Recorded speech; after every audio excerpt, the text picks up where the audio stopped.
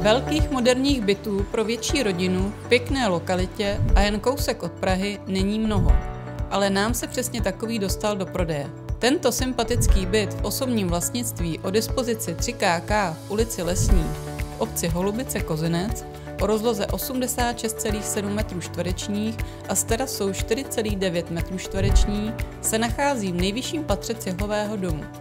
Takže nad hlavou nikdo dupat nebude. Velká okna vám nabídnou úchvatný výhled na České středohoří, který vás nikdy neomrzí. Prostorný byt s balkónem se pyšní dobře promyšlenou dispozicí, která přináší nejen dostatek prostoru, ale také pocit vzdušnosti a pohodlí. Obývací pokoj s kuchyňským koutem, velká prosvětlená ložnice a krásně řešený dětský pokoj tvoří skvělý celek. Jistě oceníte i dostatek úložného prostoru, širokou chodbu, žádná paneláková nudle, která dodává bytu na komfortu. Parkovací místa jsou před domem nebo v blízkém okolí. A kávička na terase je jen příjemným bonusem. V obci je škola, školka, výborná kavárna Kafé na statku a mnoho dalšího, co potřebujete pro život v této lokalitě.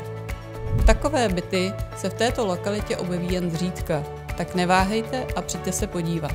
Jmenuji se Ivana Valášková a ráda se s vámi potkám na prohlídce.